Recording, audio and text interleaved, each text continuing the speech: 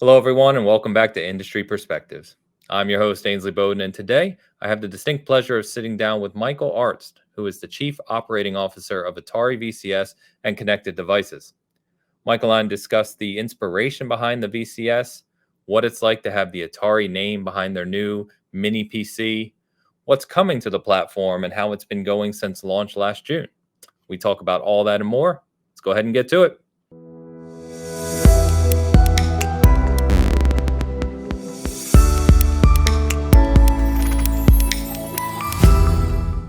All right, and we are live with Michael Arzt, the Chief Operating Officer of Atari VCS Operations. How are you, sir?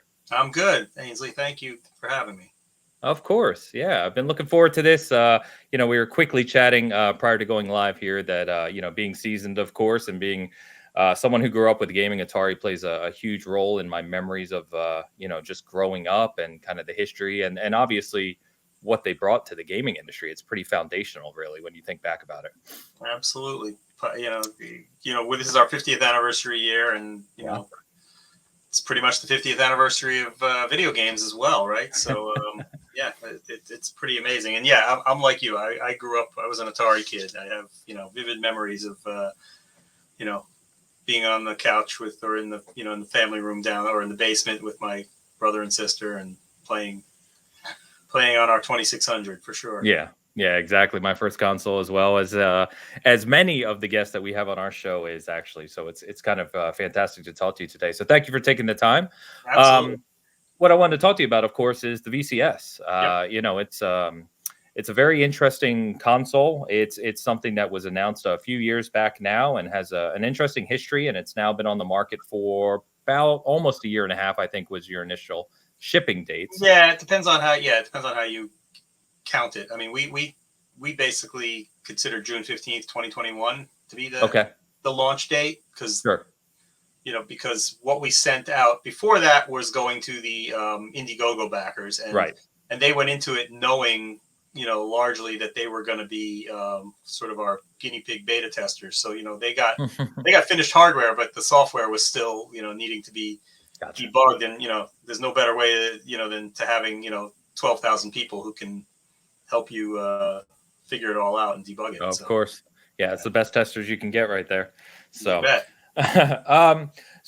let's go back to kind of the inspiration or when you think about the VCS and you think about kind of the platform as a whole, like where did the inspiration really draw from? Like what was the decision point to say, okay, now is the time for Atari, this historic brand that we've talked about, it's time to re-enter the market, and here's how we want to do it. Where was the kind of inspiration point or turning point where that decision was made?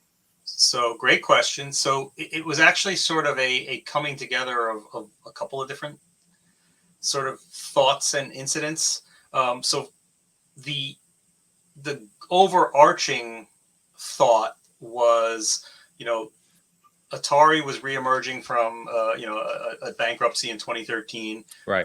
Red Cheney, the former CEO, or who was CEO up until about this time last year, he had been with Atari in a previous iteration, was part of the team that sold it off in 2000. But anyway, or 2007, I should say. So in his mind, Atari was always about both software and hardware, right? And obviously all the opportunities that being this sort of pop culture brand bring us in terms of licensing and things like that. So he always wanted to get into back into hardware in some way, and there were a lot of licensed hardware. Atari was doing the flashback systems with AT Games, did those for 10 years, long before the Nintendo Minis and other things came out, and sold hundreds of thousands. I don't actually know the number. I know hundreds of thousands a year of those. I don't know the total number that they sold those, but in a lot of ways that was regarded as a toy, and it was kind of a closed system. They also had some of those joysticks that had like 20 games in them and things like that. Plug and play stuff, right? Sure. But there was also this history of game consoles and computers.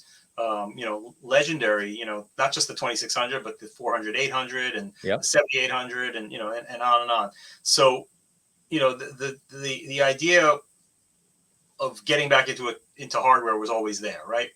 So then when you talk about the inspiration for the specific product that we did, which you use the word console, I'm going to be honest with you, that's a word we never use when we talk about the VCS. Okay. Not a console, it's a mini PC, really. Okay. But obviously you're forgiven. It's not like we understand why people call it a console, because it is inspired by the consoles of old. But anyway, so the inspiration for the specific use case and this product was the sight of a kid dragging their laptop into the living room, finding an HDMI cable and plugging that into the big TV because they wanted to play Minecraft or Terraria or something like that. Right. But also knowing that like plugging a desktop tower into the TV, that's awkward also. So laptops and towers, they just don't work well in the family room or the living room, right? So so that was kind of the inspiration for the product, like make something sort of small and compact and that you'll actually be happy to have in your living room. It looks great, right? And is going to fit in there seamlessly and and not be like an eyesore, like I said, like a tower or something, or a laptop plugged in and teetering on your game console. We wanted something that would have this sort of nostalgic look to it, look beautiful in the living room, which I think we've accomplished, and and let you play your retro games, let you play your PC games. But we also knew that we knew it was coming, and we said this needs to be a completely modern device that's like ready for streaming as well, right? Because we knew that was going to be a big thing that was coming. So we sort of had like this checklist of things that we knew we wanted to hit, and the VCS itself, we knew, we also looked at like some of the things that have been done in the past, like Steam boxes and things like that didn't really work well because I think it was a great idea, but ultimately what they didn't do was kind of standardize it and really kind of narrow it as what it should be. So you had like Steam boxes that were $600 and you had Steam boxes that were $1,600, right? And like everything in between, and not a lot of compatibility, not a lot of standardization. So we said let's make something that's really kind of narrow focused. Let's make something that'll play the retro games, that'll play most PC games, that'll stream, and sort of be on par with the system's on par with like an Xbox One, really. I mean, it's comparable in terms of performance and capabilities with that. And and let's also make it open. Let's make it an open platform, something that none of the corporate console guys would ever do, right? Right. When somebody hacked the PlayStation 3 a few years ago, that was a big problem, right? And people hacked the Switch shortly after that came out, and they clamped down on that. We were like, we're never going to clamp down on that. We have a community of makers and creators, and we want them to play in the Atari environment for sure. But we also want them to be able to do whatever they can with this box. This is their box, not ours, right? Unlike, if you buy an Xbox or a PlayStation, it's really kind of their box. They call the shots. They tell you what you can and can't do on it, et cetera, et cetera. So we wanted to, so that was so that all kind of came together. And, but, you kind of touched on it before a little bit, how do we find out, how do we figure out if like this is something the world actually wants? Like, will the world care about a modern Atari device, or are they happy with things like the flashback? So we said, well, look, we're a small company, we can't take a lot of risk. So that led to the idea of crowdfunding. So we talked to both Indiegogo and Kickstarter. Forgive me, brain lapse for a second there. And ultimately went with the partner that we thought was going to be the most supportive, which ended up being Indiegogo. And there was a lot of like kind of ups and downs, and a lot of Atari has a really interesting community. A ton of people who are super supportive, and a ton of people who are get frustrated. That it's not still Nolan Bushnell and right. So we didn't know what to expect. long and short of it is we finally put it up on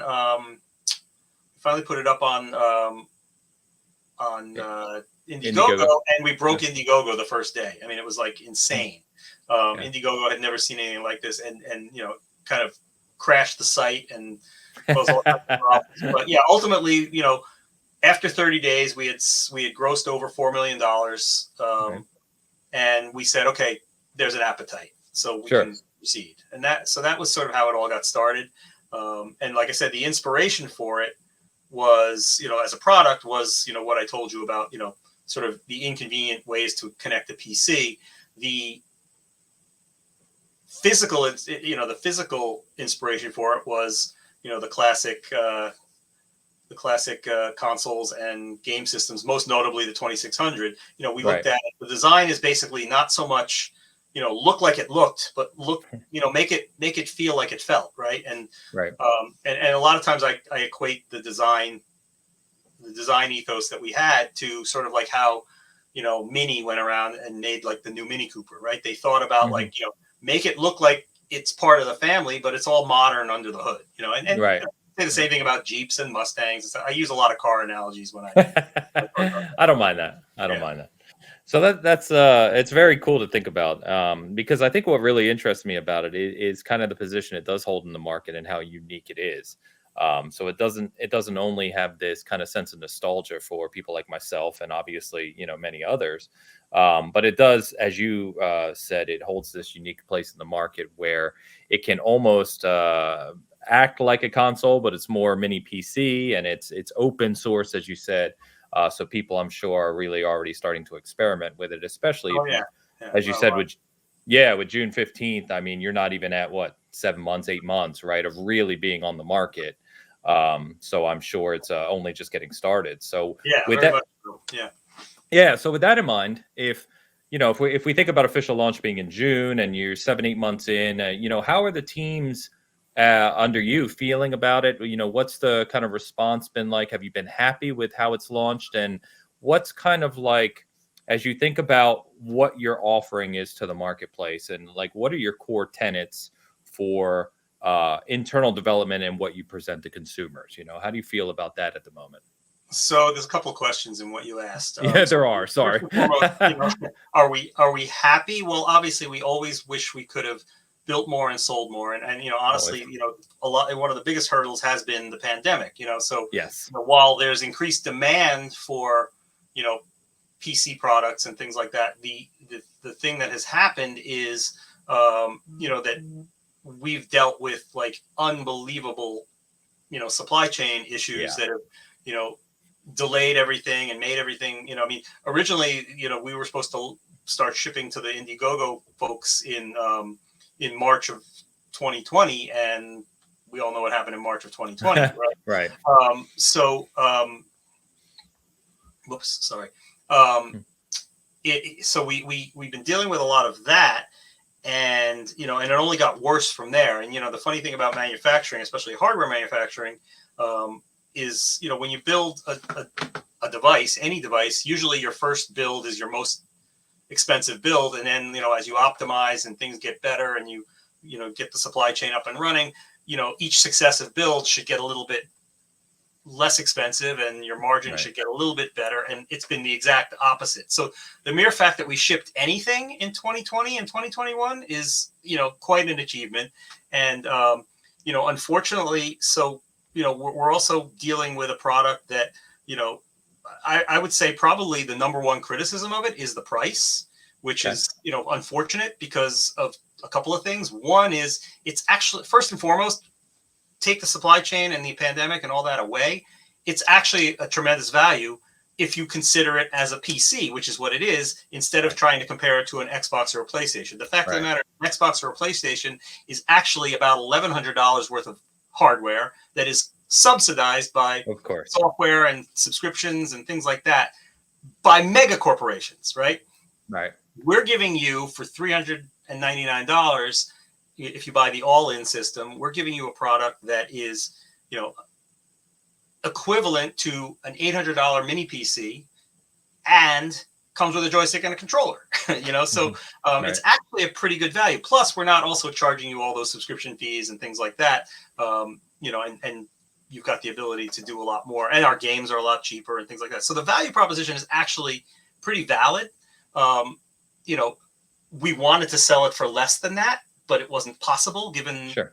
we would have liked it to be, we'd love it to be $50 cheaper, but it can't be. And actually the fact that it's not more expensive than it is actually another major accomplishment. I mean, a lot of people are raising prices on products, and we've done everything we can not to do that. But yeah, so I mean so in terms of the frustration about the, that criticism, the pricing and all that, that's obviously something that I wish more people understood. I mean, there's certainly a lot of fans who do understand that, and they do look at it and they realize, hey, I'm getting a hell of a deal if I look at this as a computer, which is what it is. Right.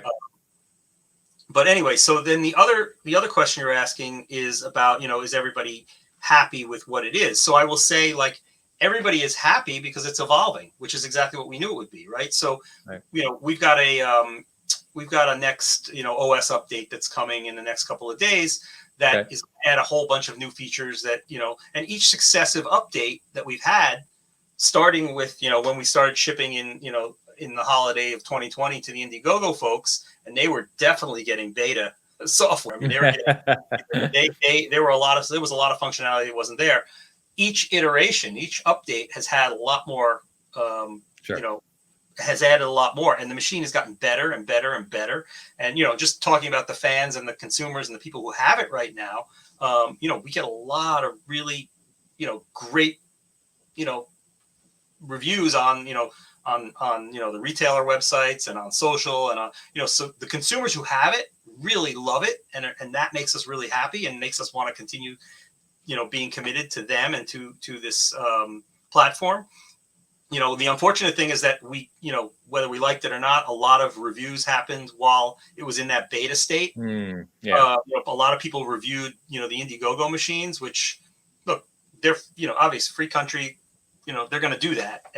But, a lot of people need to realize that, like, look at the more recent reviews because they're all really solid.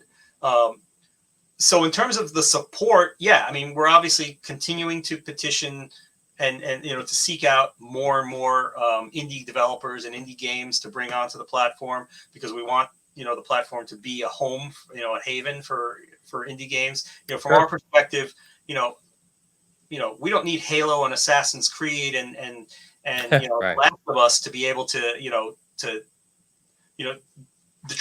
these indie games, those are our AAA titles, right? Those are the guys that we want to support. And, the independent developer community, as unbelievable as this is to think about today, but who was the first independent developer?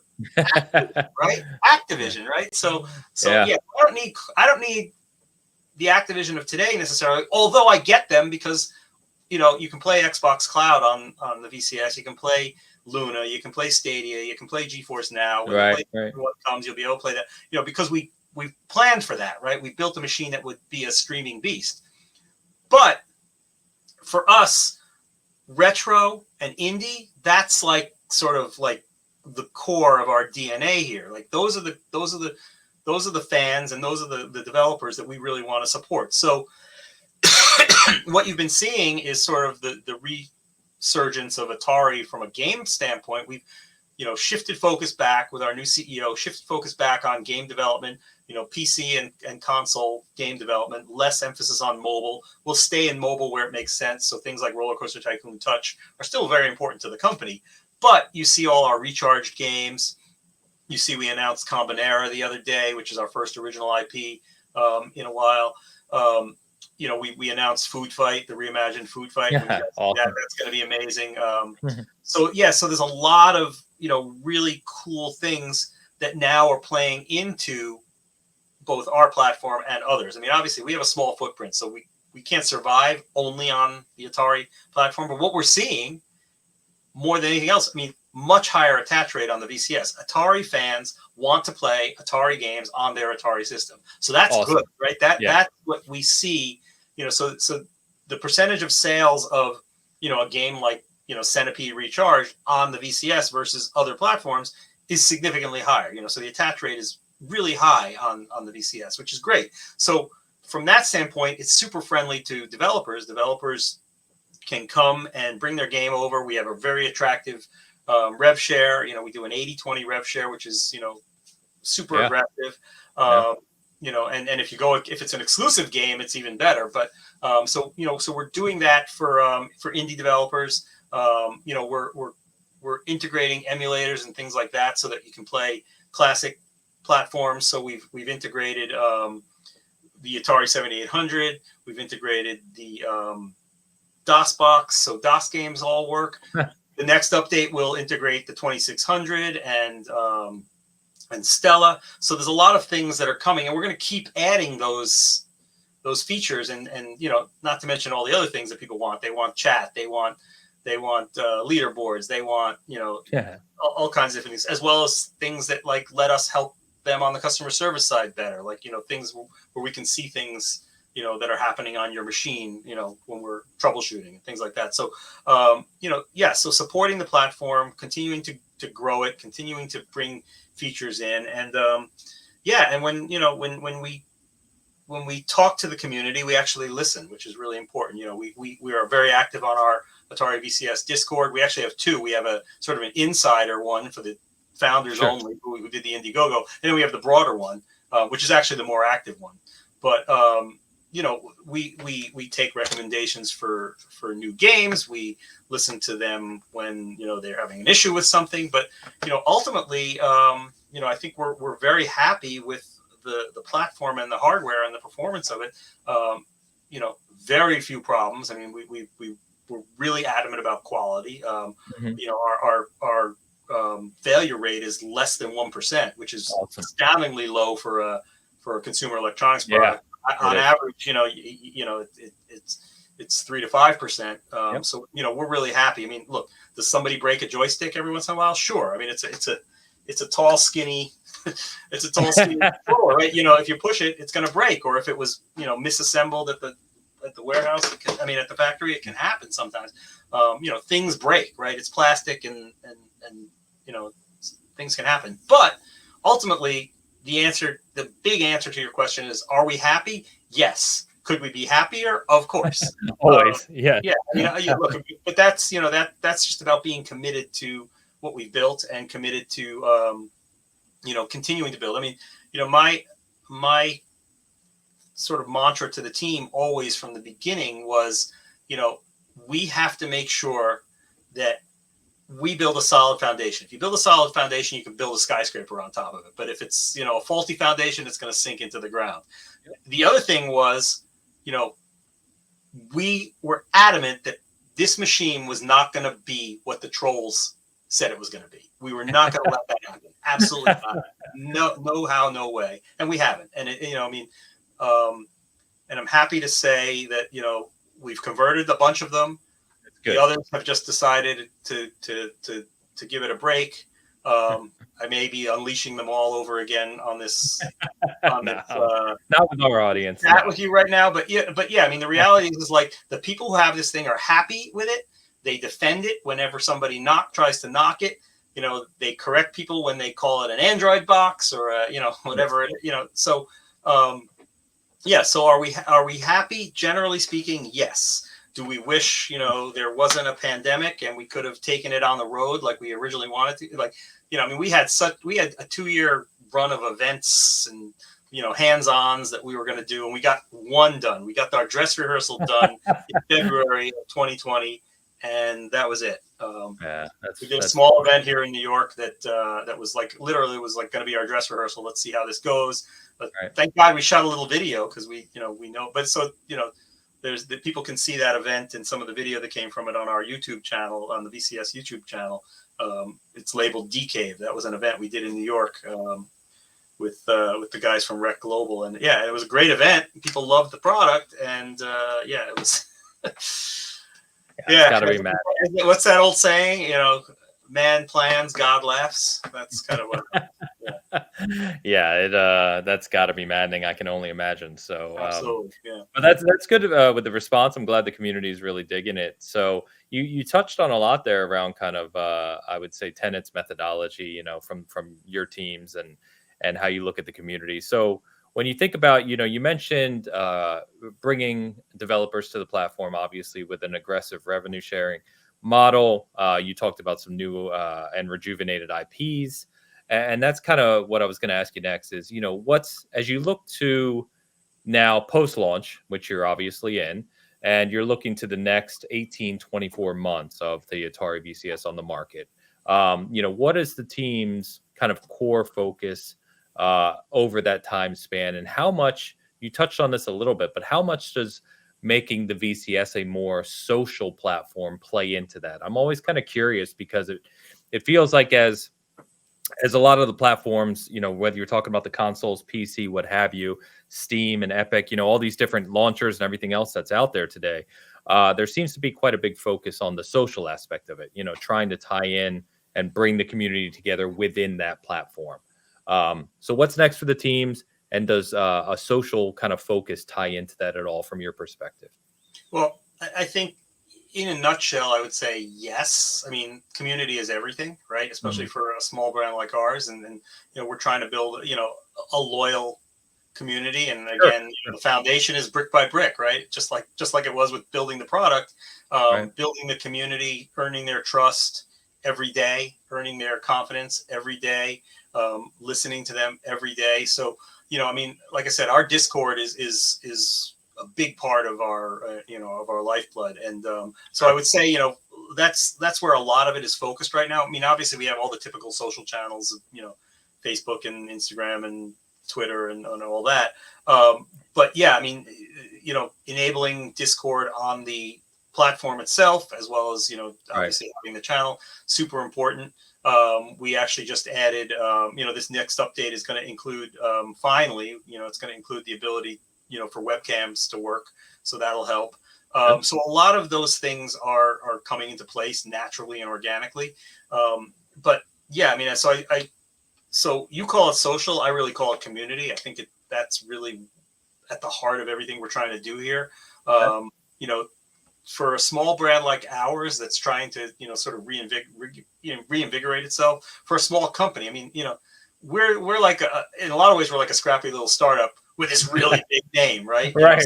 So that's, I mean, but a lot of people know us only for like the t-shirt you're wearing, right? I mean, there's a lot of younger people who don't understand or know. So that's one of the reasons why we're focusing on, while we're focused on retro, because that's important, we're also focused on indie and, the streaming platforms, because that's where, we think we can be accessible for others, for the younger parts of the community. So I think, what's cool about the VCS, one of my favorite things about it is that it is the only really, other than a computer, like a true computer, it's really the only device you can plug into your TV right now that will get you all those streaming platforms. Not to mention Ant Stream Arcade, which is the retro streaming platform, as well as the Xbox and all that. Right. But you also can play all these retro games and classic games. And, and then Atari is, I mentioned all these reimagined games. I mean, Atari's calendar for 2022 is approximately one game a month for the rest of the year. So that's a pretty good cadence we're starting to build up. And, and the more we do, the more we do, or the more we do, the more we're going to do. Right. So there's a lot of things that haven't even been announced yet, but we have announced, that we're going to be introducing a lot of games, and that's going to be essential to this. The flip side of that is, a lot of the questions that we get asked in the community is like, where are all the exclusives? This, that. But I would point people to all these articles that are out there about, like, the age of the exclusive is kind of gone, right? Because you've got all these streaming platforms, and really it's more about, like, any screen, right? Yeah. So, so I mean, I think, what's interesting is going to be the, just the continued focus on making, not necessarily,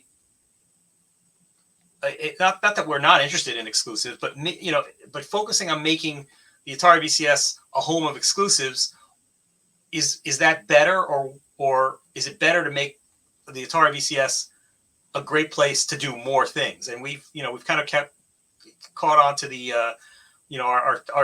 our slogan and tagline in marketing for the VCS is play more, do more, right? And so our story is more about a versatility story and a flexibility story, and than it is about, because again, I go back, it's a mini PC. It's not a game console. So to ask for console exclusives, I understand why people think that way, but I don't necessarily know that is what's going to make us the most accessible, right? Yeah, What's I got going to you. make us accessible is like I said, is this versatility and sort of this value proposition that, quite frankly, we haven't done as good a job of selling people on this value proposition as we could have or should have. And a lot of that is a function of marketing, which is in turn a function of is in turn a function of manufacturing volume, right? I mean, you have to have product to do the advertising. So the good news is that we do have some in the warehouse right now. Now is a really good time to buy them, because I don't know when the next shipment will come, because we're still constantly looking for parts. Right. So but yeah, I mean, I don't even know if I'm answering your question at this point, because I'm kind of it's all context. Dumping a lot of knowledge on you. But yeah, I mean, look, I think we're still excited about the platform. Our fans are excited about the platform. We're going to do more with the community to incentivize them to get more people involved. Like one of my favorite things, one of my favorite sort of referral hooks is, I don't know if you're familiar with the program that Peloton has. We all know about Peloton, right? So Peloton does a thing where if you're a Peloton member, you have a unique code. It's yours from the minute you become a member to whenever you're not. Anytime somebody uses your code, when they plug it in, when they buy, like, so if I say, if you say to me, hey, Mike, I'm thinking about getting a Peloton, I say, Ains, let me give you my code. You'll get $100 off your bike or whatever the amount is, and I get $100 to spend in the Peloton swag store. Okay. Right. So we both win, right? We both win $100. So I go buy my new, a couple of new T-shirts and a water bottle. You get $100 off your new Peloton bike, and everybody's happy. So we want to do programs like that, where somebody gets $20 off their VCS purchase, and you say, Mike, I'm going to go buy a VCS. I say, hey, use my code. You get $20 off your VCS. I get $20 to spend in the game store. Things like that. Sure. So we want to do a lot of things like that that'll help stimulate, because our best third-party validation comes from the people who've got the box. Word of mouth, right? Yeah. So I mean, that's going to be a really helpful thing for us as we continue to build out the platform and the community and the things that we do with it. But yeah, I mean, where we'll be, like, if we regroup, if you were to come talk to Atari again in a year from now, I don't know how far we'll get and where we'll be, but I know we'll be forward. we'll have made progress. So because we keep making progress, and that's I think going back to your question about how the teams feel. I mean, I think between all of our developers and all of our both internal developers working on the platform, as well as our game developer partners and people like that, I think everybody continues to be really excited about the platform being sort of this sort of alternative to the traditional game consoles, right? And sort of be like this unique, stylish, capable mini PC for the living room, which is really what we are. It's awesome. Yeah, I like it. So you, obviously we'll put everything in the description here around the Discord and the site and everything, and you've mentioned the Discord community multiple times. So what I was going to ask for, the community, our community who listens to this and may, like we talked about, have fond memories of Atari as a brand and kind of, knows of the VCS, but may not know the details of where the VCS is today, what its offering is. What would you recommend for someone like that to really kind of dive in to understand the details of what it offers currently, what's coming, and how they can be involved beyond the Discord, that is? Well, I mean, obviously, we've got the website and, the AtariVCS.com where you can not just learn about the VCS, but purchase a VCS. And we're in the process of upgrading, various aspects of that site as well, because, we know we're not doing as good a job on promoting the games there as we could. So we're going to get a lot more visual with that. One of the things that we are looking to tie together, and hopefully it'll happen in the next few months, but it's a kind of a heavy lift, is we want to get to the point where we can actually sell the games on the website. So we're going to start with like game packs where you'll be able to buy, packs of games at a discount, and basically you'll get a code that you can then go put it on your VCS. Yep. But the real, sort of destination that we want to get to is to be sort of like an Xbox or a Switch or whatever, where you can go to the website, buy the actual game, and then when you go turn it on the VCS, it's there for you. Yeah. That's a connection we have yet to make, and we will make that eventually. And it's something is high on the priority list and on the roadmap. So that will be something that I think will help a lot, because I think that, like I said, as good as we're doing at selling games on the platform, we're not sort of making that connection where you can go buy one on your phone or on your computer and have it show up. So that's going to be a big leap forward for us. What was the other thing I was going to say? I was going to say, shoot, I don't know. It'll come back to me. I was going to make another point about information. Oh, I know what it was. So we've done a number of, sort of monthly, as best we can. We try and keep them monthly, but we'll do a games update that'll go out, so the PR team sends out a games roundup, and basically it's like, hey, these are the games that, came to the VCS in the last year. We do something every Friday called Flashback Friday, where we put out a new retro game, on the platform. So we did a bunch of 7800 games. We started doing a bunch of DOS games. We've done it every Friday. We actually last Friday, we were supposed to put out a game that was a little too military. And we all know what happened on Thursday. So Thursday, the Ukraine thing happened. So that's the only time we've missed it. But with good reason. We made a bet. We made the decision that, like, it would be poor taste to put out a combat game, a military game. But yeah, so we've got a bunch of other games coming, and a bunch of, like I said, DOS and classic console games. And then once the 2600 one goes, we can also add some of the 2600 games, both from Atari and other partners. So yeah, so we're going to continue to build that out. It's awesome. That's awesome.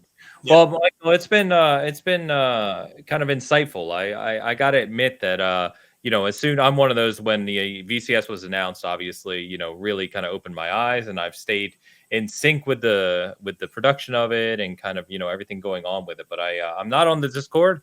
I would like to be more involved, just so I understand it better and check it out more. But I'm definitely intrigued based on the things you mentioned here today. So yeah, no, I think what's great about the Discord is, so it's not just fans. A lot of our developers are on there as well, and yeah, it's pretty cool. I'll go check it out periodically as well, and just kind of be a silent spectator.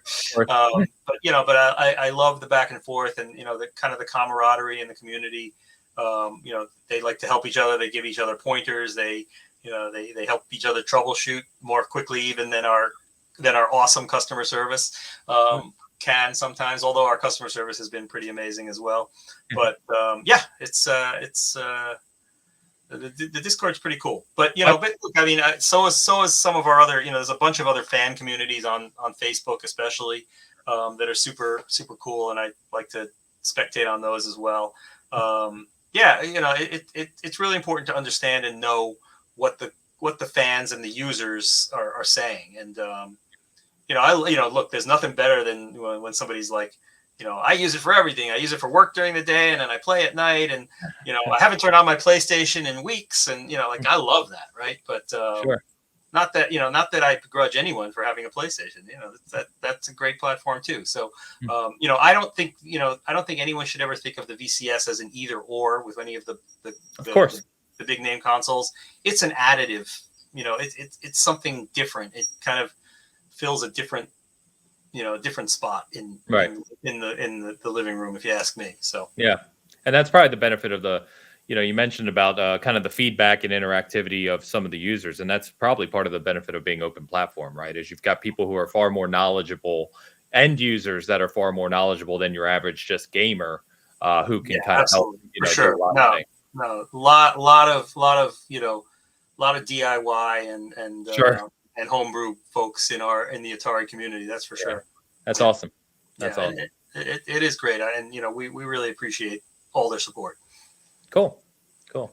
Well, Michael, Ben, it's been an absolute pleasure getting to speak with you. Thanks, Thank you for taking the time out today. I really appreciate it. thanks, And Ains. I'm looking forward to kind of sharing this with our community, and definitely, obviously, the people in our community who, like I said, have very fond memories of Atari and kind of want to Yeah, check the thing out. So they should check out the new one for sure. It's pretty cool. it's awesome. Anything else you would like to close with before we head on out?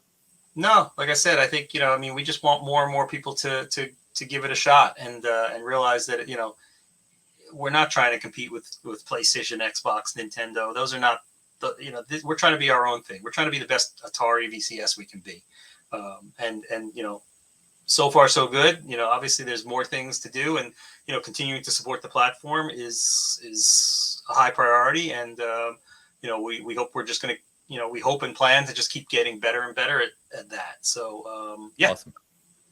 Fantastic. Well, appreciate it again, Michael. Again, Absolutely. that was Industry Perspective with Michael Arzt, the COO of Atari VCS and Connected Devices. Thank you, as always, for tuning in here at Season Gaming, and we will see you next time.